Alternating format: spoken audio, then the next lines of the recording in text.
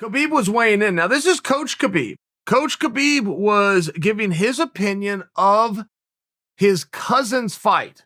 His cousin fought, of course, on the undercard, Chiesa versus Magny in the middle of the week here. And Khabib was talking about the fight, and it wasn't all moonlight and canoes. And his cousin went into that fight like 13-0. Came out 14-0. Something along these lines. I remember all these guys' records, but I'm really close and maybe even exact. Point being, the cousin's done this a lot, and he's done it very successfully.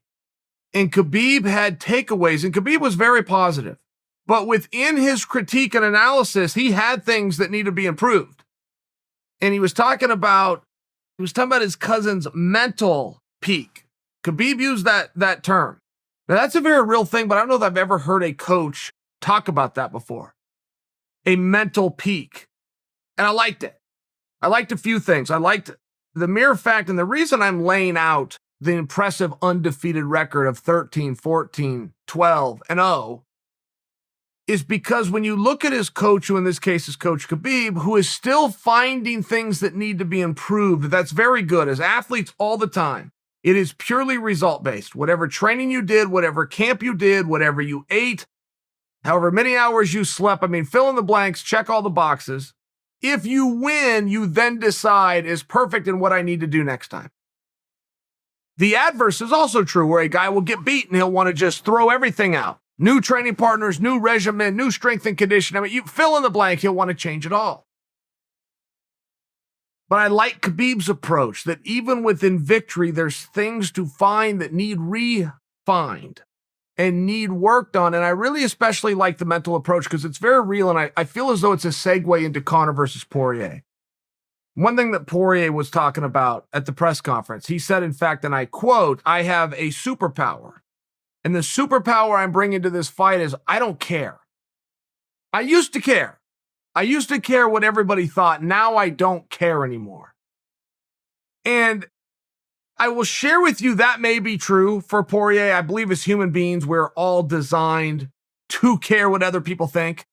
And perhaps you have an ability to care about the opinions of fewer people, which would be a strength. And also a lot healthier way to live. But Poirier might be telling you straight up he doesn't care anymore. I suggest for you as an athlete, you'll go in and out of that. Even as a human being, not just an athlete, you'll go in and out of that. You'll go through, I don't care.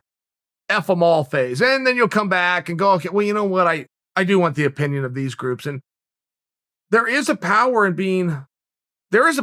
caring less. When you're competing in sport, you don't want to be careless, but you do want to care less than your opponent does. I liked what I was hearing from Khabib. I like what I'm hearing of Poirier, but it does make me think, how many of you really want to see Khabib fight again? And if you were to give me a real honest list of, man, I really want to see this guy fight, would Khabib be at the top of your list? And if so, how far towards the top? Top 3? Khabib didn't leave a whole lot of wonder. He was so dominant, he didn't leave a whole lot of wonder. And I've heard from a lot of new fans, and I'm only as good as the North American fans. I don't see Russian television, by example. I don't see some of these things outside of what gets fed into my living room, put on my handheld device. But I will tell you, the North American fans are very disingenuous with their approach to the retirement of Khabib. I have been in the arena live for countless Khabib fights. Only one of them was sold out. That was the one against Conor.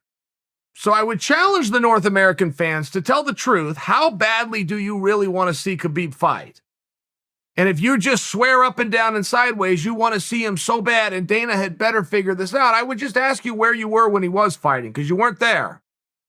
He wasn't a pay-per-view star. He wasn't a live gate. He has absolutely no records in terms of live gates or pay-per-views. Now, I'm not putting Khabib down. I'm just asking because I would like the psychology. The psychology of the retirement in the absence of Khabib seems to greatly outshadow the career of Khabib. So if you're trying to argue that Dana had better do everything and pull this off because that's your favorite fighter, by golly, against who? And does that matter? Because when I talked about, I have been there when Khabib sold out, and it was against Conor McGregor. When I ask you, who does Khabib need to fight to make you care, does it matter? Do you have an answer? Is the absence and the missing and just the pure brilliance that is the performance of that rare skill set that is Khabib, is that enough for you? Does it need to be Conor? Does it need to be Poirier? Does it need to be the one that got away against Tony? Does it need to be the next and freshest face, which is Oliveira? I'm just asking the question. I'm not attempting to answer it for you. I have been surprised at the fainted support of Khabib. It is highly fainted and it is highly insincere because that demand when he was here didn't exist. But now you're saying that it does, and I'm willing to listen to you. There's something about when somebody takes something away from you that makes you want it more.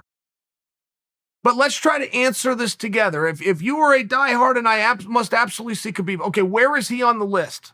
Are you telling me you're dying to see Khabib more than you're looking forward to Adesanya's next fight? By example, and I'm only asking, are you telling me you're looking forward to seeing Khabib more than you are the rematch between Ngannou and Stipe? I only ask you by example.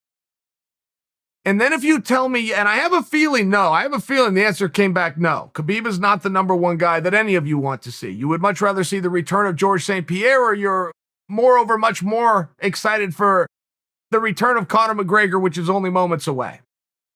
So I imagine Khabib is coming in on an honest list, 3 and 4 and 5, right? If I was to tell you, okay, gonna do it your way. You get your choice, but you only get one of the two. Do you want to see John Jones come back at heavyweight, or do you want to see Khabib fight? You see the reality? The reality is you guys never really loved him when he was here, and you're pretending that you're missing him now that he may or may not be gone. I don't think that's true around the world, by the way. But Khabib's last couple of fights have not been within North America either. I think this is a phenomenon that does exist outside of the States. I don't think that I'm wrong. I think you're wrong for disagreeing with me. And I think if you were to be fair, no, Khabib is not on the top guys on your list that you want to see fight. And never was. But moreover, who? Who do you want to see him fight? And does it matter? Right, we saw that John Jones couldn't collect dust unless he had the right opponent. That's not a knock on John's skills, and I'm certainly not knocking Khabib's skills. We saw Roy Jones Jr. go through the same thing. We've only seen a couple of fighters throughout history, and for a period of time, it was very clear. Mike Tyson and Oscar De La Hoya. Those were the two fighters that, regardless of opponent, could draw. I think you would have to extend that to Mayweather. I would argue you need to extend that to McGregor. None of us would suggest that you need to extend that to Nurmagomedov.